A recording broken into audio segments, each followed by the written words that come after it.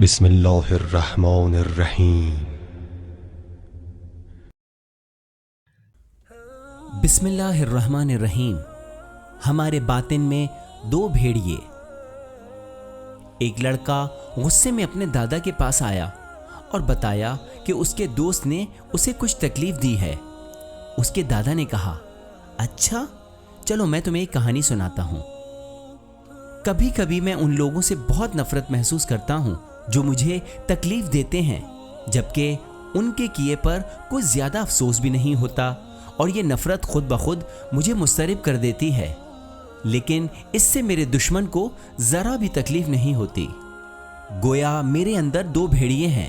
ایک اچھا بھیڑیا ہے جو کوئی نقصان نہیں پہنچاتا اور ہم آہنگی کے ساتھ رہتا ہے، جب تک ضرورت نہ ہو پریشان نہیں کرتا۔ وہ تبھی لڑے گا جب صحیح طریقہ ہو، جب ایسا کرنا درست ہو اور با موقع ہو، یعنی وہ صحیح موقع پر لڑائی کے لیے اپنی تمام تر توانائیاں بچا کر رکھتا ہے۔ لیکن دوسرا بھیڑیا، وہ ہمیشہ غصے سے بھرا رہتا ہے۔ کوئی بھی چھوٹی سی چیز اسے غصے میں ڈال دیتی ہے۔ وہ ہر وقت بغیر کسی وجہ کے سب سے لڑتا رہتا ہے۔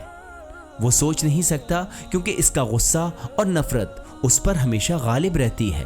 یہ دراصل کسی بھی شخص کا بے بس و مجبور غصہ ہے، کیونکہ کسی کے غصے سے کبھی کچھ نہیں بدلتا۔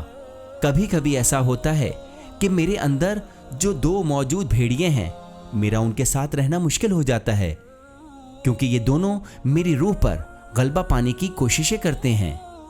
لڑکے نے بڑے غور سے اپنے دادا کی آنکھوں میں دیکھا اور پوچھا، دادا کون جیتا، پہلا بھیڑیا یا دوسرا؟